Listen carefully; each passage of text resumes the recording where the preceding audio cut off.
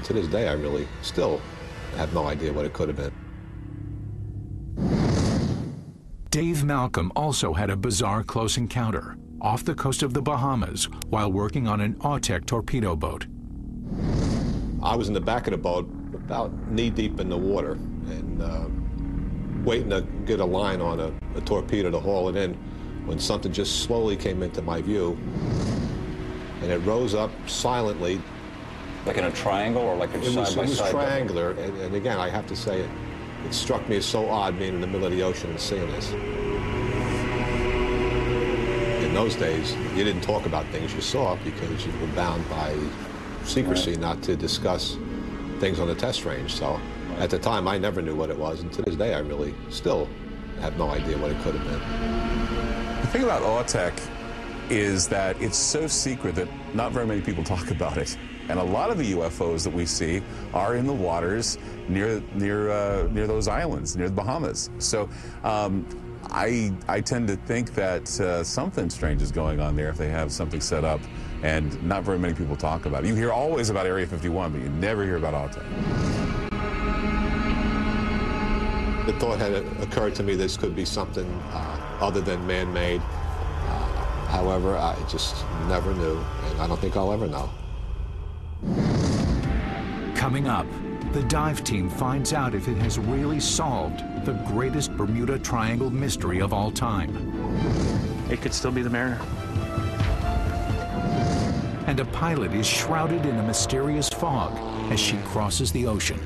I wasn't sure if I was right side up or upside down. I felt like I just totally lost control of the airplane.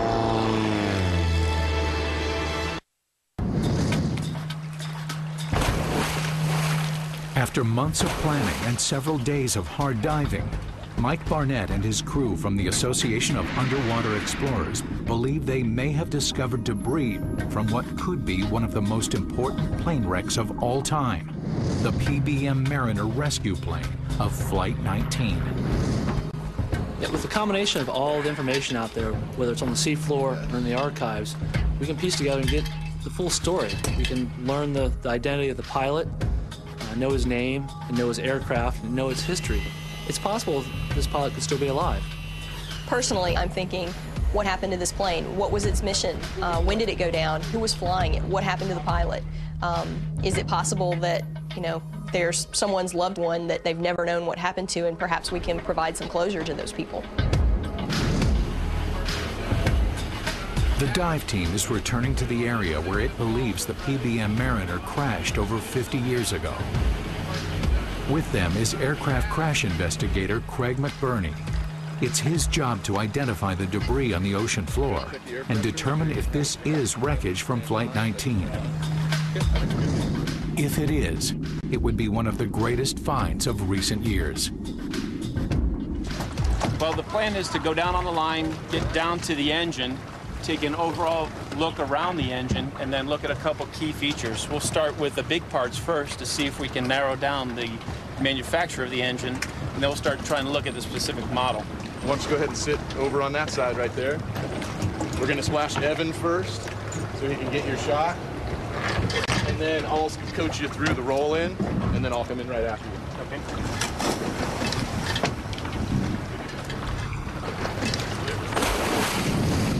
When you actually get down on the wreck, it's like going back in time. Even though there's incrustation and there's deterioration, it still makes you go back into a time when that airplane stopped living as an airplane and started living as an artifact or memorial. The engine appears to have come off the aircraft and fallen onto its nose. So the propeller is laying flat on the floor of the ocean, and the engine is sticking up upside down with the back of the engine on the top. It's possible, based on the way the wreckage lies, that the plane exploded in midair, or that this particular plane that we're looking at exploded in midair, as we know the Mariner did. The Mariner aircraft has 4 engines, and each propeller in each engine has 4 propeller blades. By looking at the engine mount and the remaining part of the aircraft, that should give us all clues as to how this engine ended up in the middle of the Bermuda Triangle on the bottom of the floor, sitting on its nose like that. So what based on your firsthand observations today, do you have any conclusions or a new theory of what this engine might be and what the aircraft might be? It's hard to say right now. We have to do a little more research. I'd like to look at the photographs that we took today and see if we can compare those to the manuals that I brought along and see if there's some way we might be able to narrow it down a little bit. He's kind of got a list of potential suspects in his mind, and he seems to be fairly confident that this could be the Mariner. It could still be the Mariner. Key West International, this is November 1560 Echo, requesting permission to taxi to runway 7. 30 years after Flight 19 vanished into the Bermuda Triangle, another pilot, Carrie Trantham, reported a terrifying experience in the same skies. We just left Naples and I was heading towards Marathon, and then all of a sudden it was like a big blanket flew over my airplane and I was in total dark. At first I was in total shock, you know, it's like what in the heck is going on, and then I just tried to get control of the airplane. I felt like I just totally lost control of the airplane. My radio started buzzing and my instruments were just going crazy, especially my compasses. I wasn't sure if I was right side up or upside down. I was very scared, to say the least. I didn't want to die. Miraculously, Carrie regained control and was able to land her plane. She had it thoroughly checked out, and bizarrely, there were no mechanical or electrical problems at all. I did not discuss exactly what happened to me for many years because it was just like a big bad nightmare. And if I hadn't gone out and flown the next day, I would have never flown an airplane again.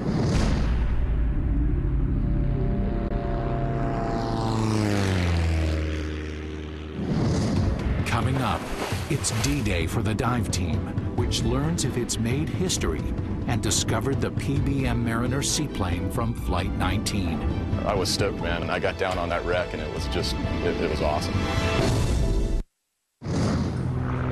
Since the disappearance of Flight 19 in 1945, many have searched for the wreckage of the 6 planes, but without success. Now, Mike Barnett and his team might be about to solve one of the greatest mysteries of the Bermuda Triangle, the location of the PBM Mariner seaplane. It's a large radial engine. It's propped down in the sand with one blade sticking up. We sort of dug around a little bit and uncovered at least 2 of the other blades, maybe all 3. As far as I'm concerned, that's definitely the right era, the right size. Looks pretty dang good. I was stoked, for sure. Aviation crash investigator Craig McBurney will be able to determine once and for all if they have found the PBM Mariner. So based on your firsthand observations today, do you have any conclusions or a new theory of what this engine might be and what the aircraft might be? It's hard to say right now. We have to do a little more research. I'd like to look at the photographs that we took today and see if we can compare those to the manuals that I brought along and see if there's some way we might be able to narrow it down a little bit. It could still be the Mariner.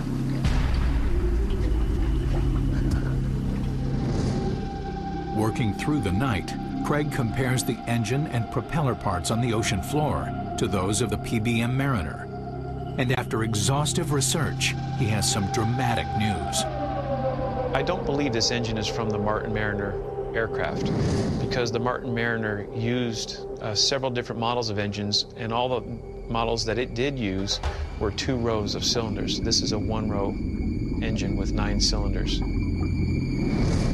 It takes him several weeks, but working with the Naval Archives and the official missing aircrew reports, Craig and his team finally piece together the evidence and identify the actual model of the aircraft.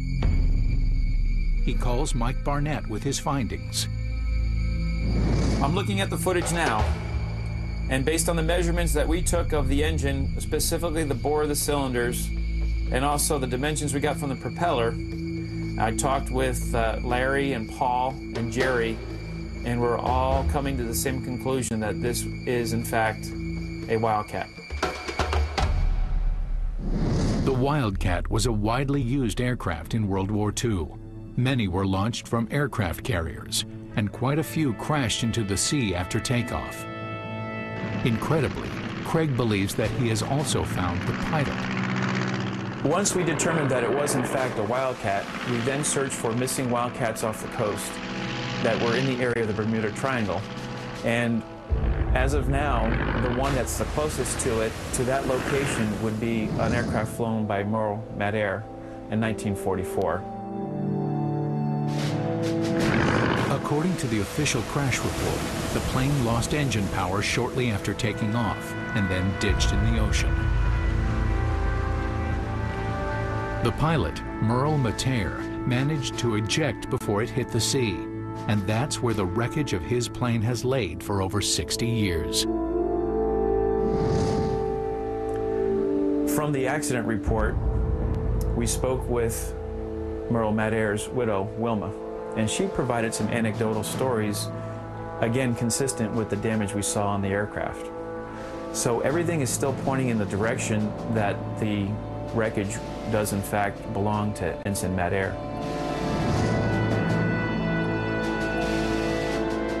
Oh, it's always a human story. Ships have crews, aircrafts have pilots, and a lot of times it's nice to finish telling the story of the individual who started. Sometimes we can provide answers and sometimes we can't, but it's nice when you can. So after months of planning and a week of hard diving, the mystery of the plane wreck has been solved. It may not be the PBM Mariner from Flight 19, but it is another plane lost in the Bermuda Triangle, which can now be accounted for.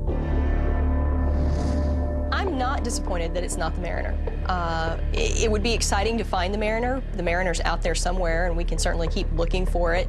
But to have found a plane that is not in existence anymore is equally exciting to me, and so I think it was a great find. We know that lots of things disappeared in the Bermuda Triangle, and as unglamorous as it sounds, the only way to know where the PBM Mariner went or where Flight 19 went is to systematically start going to look, and that's kind of what we're doing.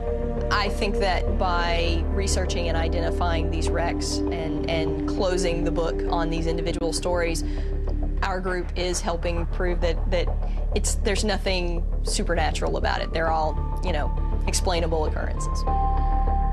Think of this, we go out in space all the time with spaceships and all kinds of satellites, but when have we really discovered what's beneath us in the oceans? And I think there are a lot of secrets in the Bermuda Triangle that are yet to be discovered.